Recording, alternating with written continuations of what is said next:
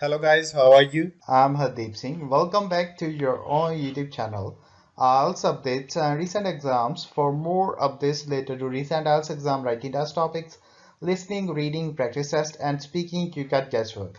Please, guys, participate in everyday listening and reading practice test to achieve your desired band score in your actual IELTS exam.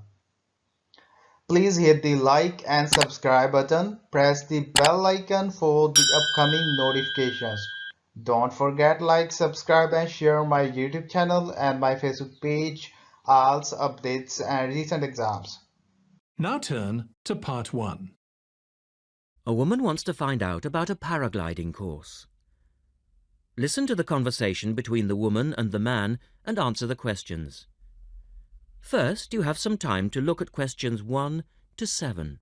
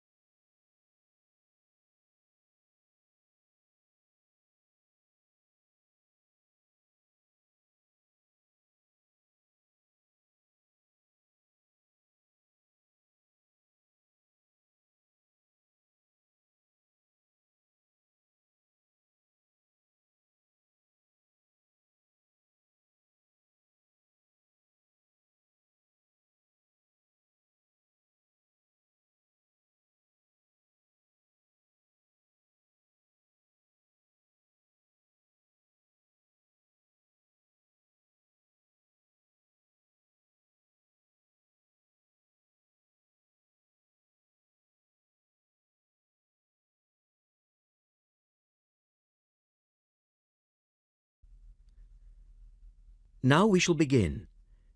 You should answer the questions as you listen because you will not hear the recording a second time. Listen carefully and answer questions 1 to 7.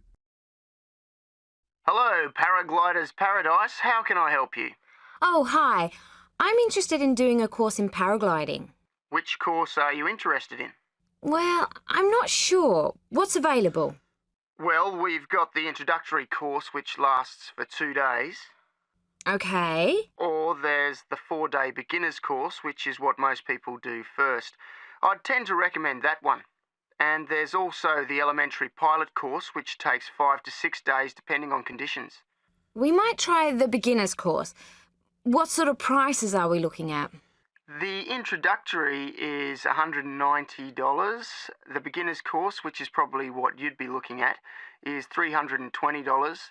No, sorry, $330. It's just gone up. And the pilot course is $430. Right. And you also have to become a member of our club so that you're insured. That'll cost you $12 a day. Everyone has to take out insurance, you see. Does that cover me if I break a leg? No, I'm afraid not. It's only third party and covers you against damage to other people or their belongings, but not theft or injury. You would need to take out your own personal accident insurance. I see. And what's the best way to get to your place? By public transport, or could we come by bike? We're pretty keen cyclists. It's difficult by public transport, though there is a bus from Newcastle. Most people get here by car, though, 'cause we're a little off the beaten track. But you could ride here, okay? I'll send you a map. Just let me take down a few details. What's your name? Maria Gentle. And your address, Maria? Well, I'm a student staying with a family in Newcastle. So it's care of... Care of Mr. and Mrs. McDonald. like the hamburgers. Yes, exactly. McDonald. The post office box address is probably best. It's P.O. Box 676, Newcastle. Is there a fax number there? Because I could fax you the information. Yes, actually there is. It's 0249, that's for Newcastle, and then 775431. Okay, now if you decide to do one of our courses, you'll need to book in advance and to pay when you book. How would you be paying? By credit card, if that's okay. Do you take Visa? Yes, fine. We take all major cards, including Visa. Okay then, Thanks very much. The girl is telling her friend about the course. Look at questions 8 to 10.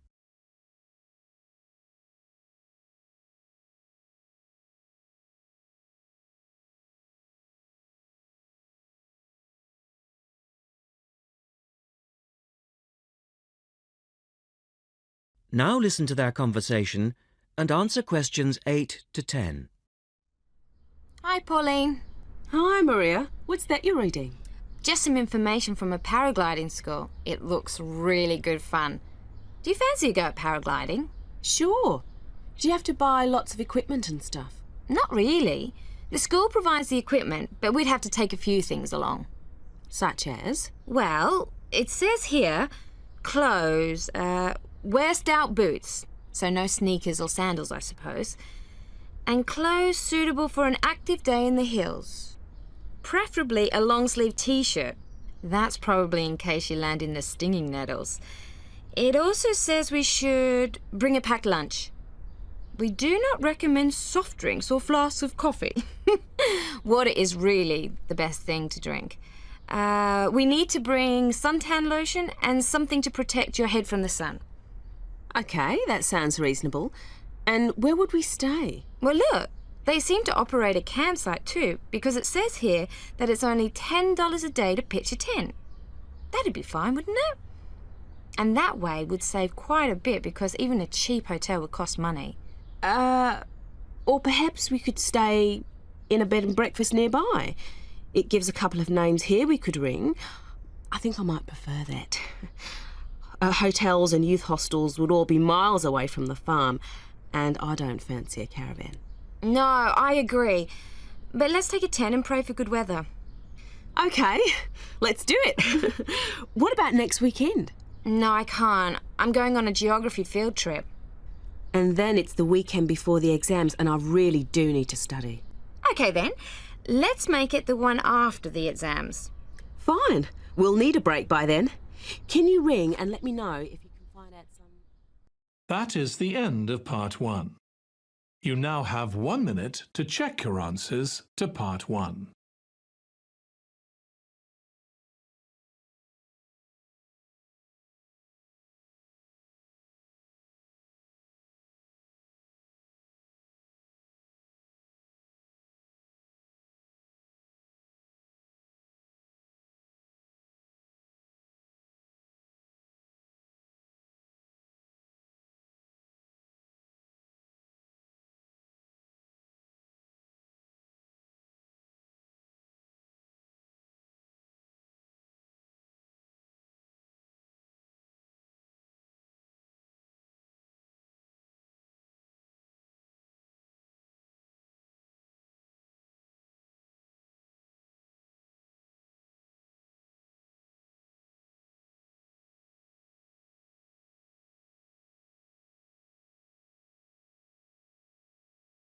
Part 2. You will hear a reporter talking on the radio about old racing cars. First, look at questions 11 to 16.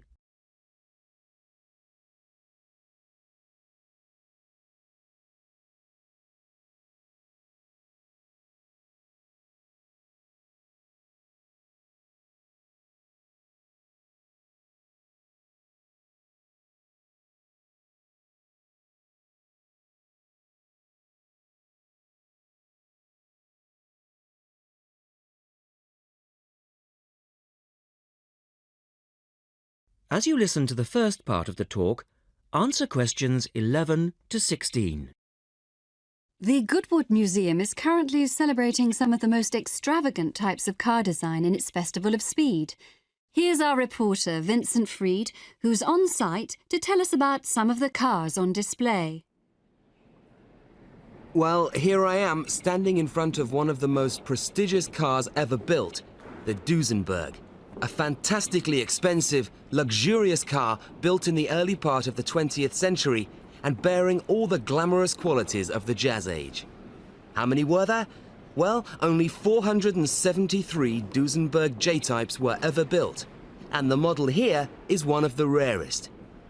Each had a short 125-inch chassis or framework and the body was always in the form of an open two-seater.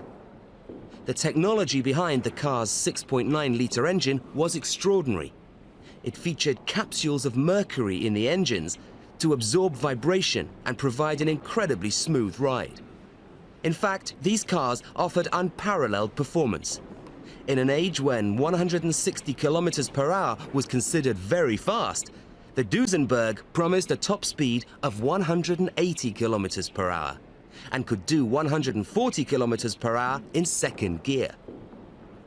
Duesenberg, who designed the car, sold it as a frame and engine. This was typical of the age again, and many prestige manufacturers such as Rolls-Royce did exactly the same. Owners able to afford the hefty $9,000 price tag for the basic car would then commission a coachwork company to build a body tailored to their own individual requirements. The Duesenberg's great attraction for the driver was its instrument panel, which offered all the usual features, but also several others, including a stopwatch. It was the Duesenberg's technology that lay behind its success as a racing car, and they dominated the American racing scene in the 1920s, winning the Indianapolis Grand Prix in 1924, 25, and 27. Now look at questions 17 to 20.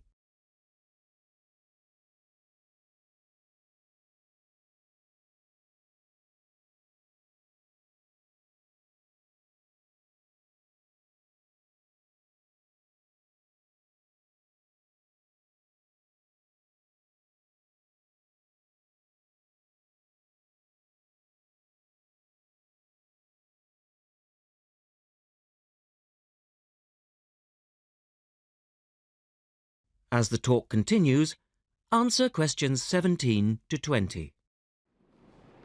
On to another celebrity, the 1922 Leia Helica. Only 30 of these French propeller cars were built, and the model here at Goodwood, which was the fourth to be made, is thought to be the only surviving example still capable of running. The brains behind this car was Marcel Leia, who was an aviation pioneer first and foremost, and the influence of flying is quite apparent in the car. The Leia very strongly resembles a light aircraft with its front propeller, but in this case, it's minus any wings, of course. It's quite odd to think that this car was whirring through France just as the Duesenberg was blasting down roads at 160 kilometers per hour across the Atlantic. The Leias were used regularly in France in the 1920s, and were even produced in saloon and van form, as well as two-seater. The Leia matched its propeller drive with its equally bizarre steering, which used the rear rather than the front wheels. But despite looking rather frail, it was a tough machine. In fact, when troops tried to steal it during the Second World War, the car's baffling design was clearly beyond the would-be thieves, and it ended up being driven into a tree, breaking the propeller. And now for the Firebird. That is the end of part 2. You now have 30 seconds to check your answers to part 2.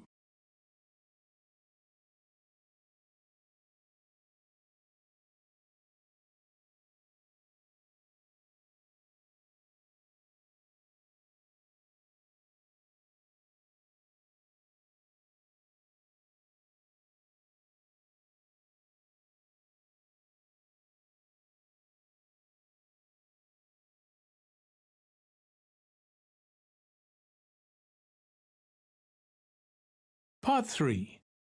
You will hear a trainee teacher called Eve talking to her university tutor about her preparations for teaching practice. Before you listen, you have some time to look at questions 21 to 25.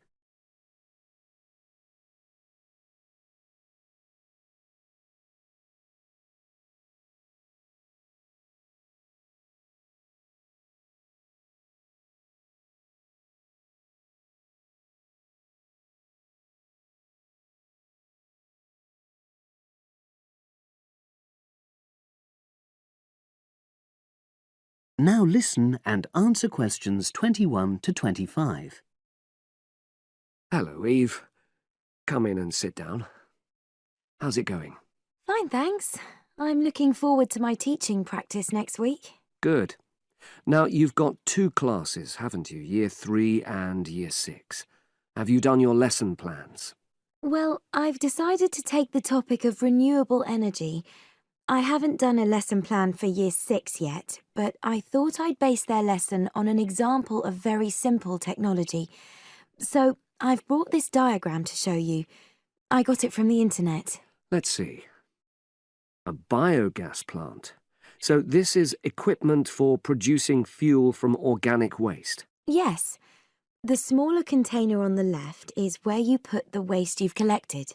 Right, and from there it's piped into the larger tank. That's right. And that's slurry on the base of the larger tank. Right. And what exactly is slurry? It's a mixture of organic waste and water.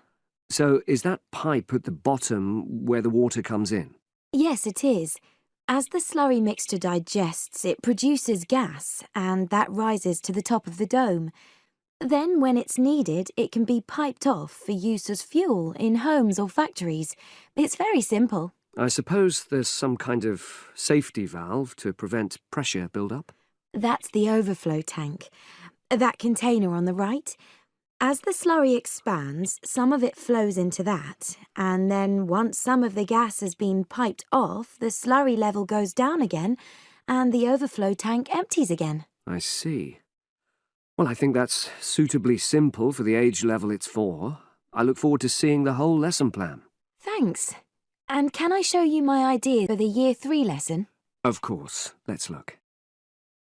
Before you listen to the rest of the conversation, you have some time to look at questions 26 to 30.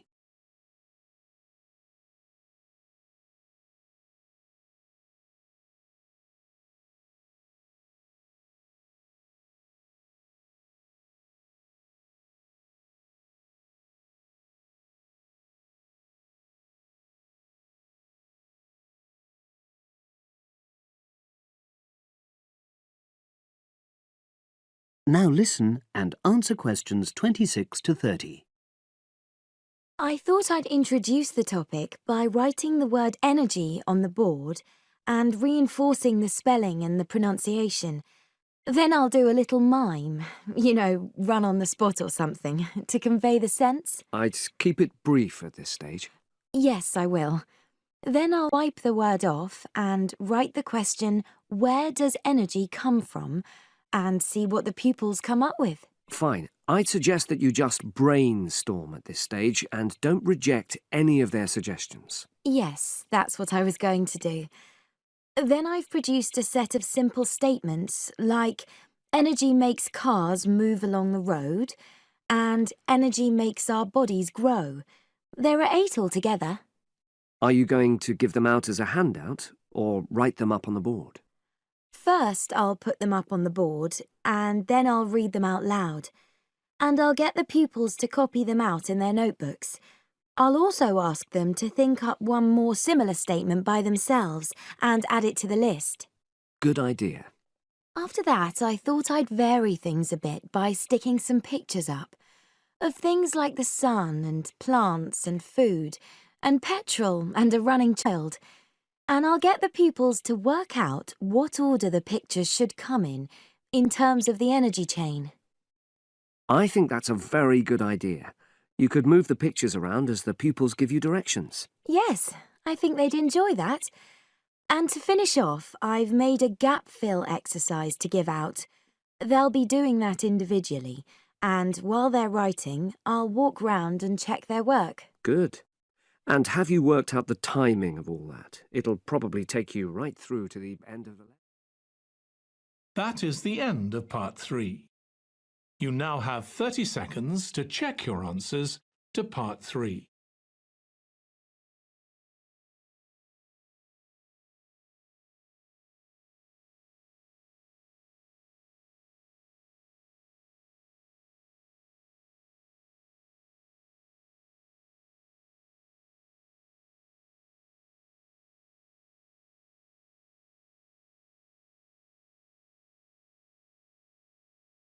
Part 4. You will hear a woman giving a talk at a popular science convention. She is describing research into artificial gills designed to enable humans to breathe underwater. Now you have some time to look at questions 31 to 40.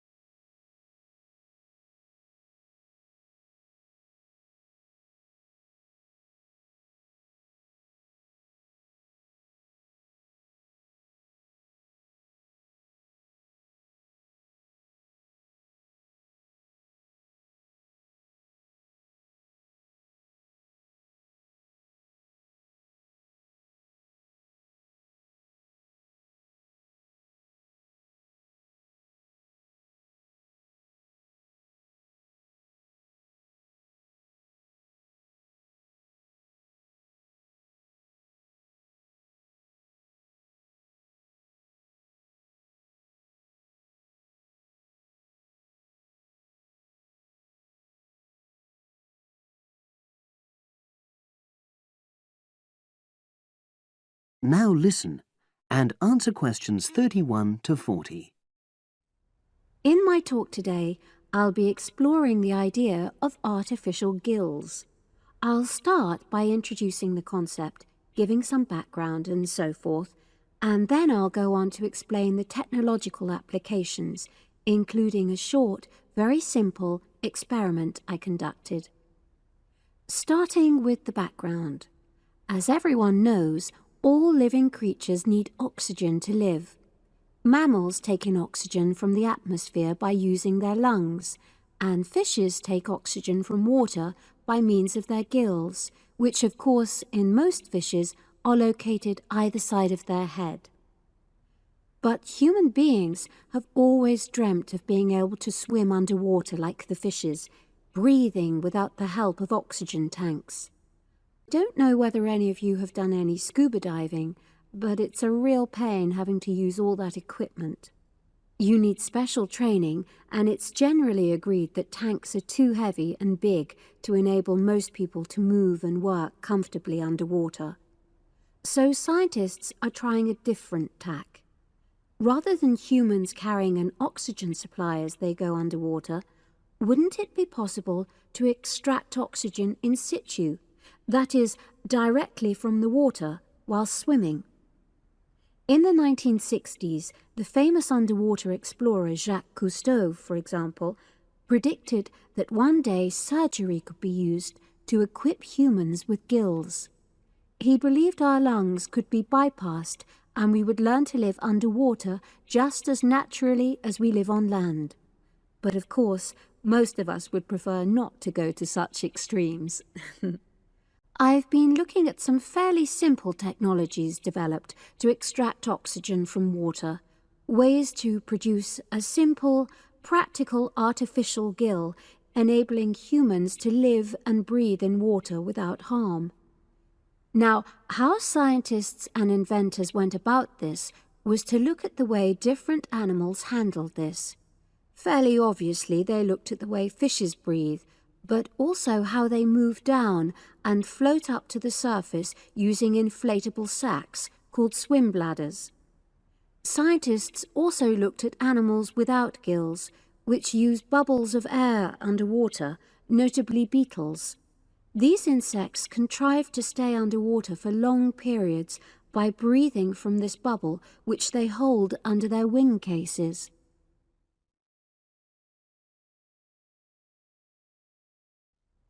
By looking at these animal adaptations, inventors began to come up with their own artificial gills. Now, making a crude gill is actually rather easy, more straightforward than you would think. You take a watertight box, which is made of a material which is permeable to gas, that is, it allows it to pass through inwards and outwards. You then fill this with air, fix it to the diver's face, and go down underwater. But a crucial factor is that the diver has to keep the water moving so that water high in oxygen is always in contact with the gill, so he can't really stay still. And to maximize this contact, it's necessary for your gill to have a big surface area. Different gill designers have addressed this problem in different ways, but many choose to use a network or lattice arrangement of tiny tubes as part of their artificial gills. Then the diver is able to breathe in and out. Oxygen from the water passes through the outer walls of the gill, and carbon dioxide is expelled. In a nutshell, that's how the artificial gill works. So, having read about these simple gill mechanisms, I decided to create my own. I followed the procedure I've just described, and it worked pretty well when I tried it out in the swimming pool. I lasted underwater for nearly 40 minutes. However, I've read about other people breathing through their gill for several hours. So the basic idea works well, but the real limitation is that these simple gills don't work as the diver descends to any great depth because the pressure builds and a whole different set of problems are caused by that. Research is being done into how these problems might be overcome, but that's another story, which has to be a subject of another talk. Despite this serious limitation, many people have high hopes for the artificial gill, and they think it might have applications beyond simply enabling an individual to stay underwater for a length of time. For example, the same technology might be used to provide oxygen for submarines, enabling them to stay submerged for months on end without resorting to potentially dangerous technologies such as nuclear power. Another idea is to use oxygen derived from the water as energy for fuel cells. These could power machinery underwater, such as robotic devices. So, in my view, this is an area of technology with great potential. Now, if anyone has any questions, I'd be happy to answer. Yes, lady at the back. That is the end of part 4. You would now have 10 minutes to transfer your answers to the answer sheet. So guys, don't forget like, subscribe and share my YouTube channel and my Facebook page. IELTS updates and recent exams. For more updates related to recent IELTS exam writing test topics, listening, reading, practice test and speaking, you got guesswork. Please guys, participate in everyday new IELTS listening and reading practice tests to achieve your desired band score in your actual IELTS exam. For more IELTS material, visit my official website www.ieltsupdatesandrecentexams.com. The link is given below in the description. If you need PDF files of latest IELTS material, then please join my Telegram channel. So guys, please write your score below the comment section. Again, thanks for listening. God bless you all guys. Stay tuned, stay safe.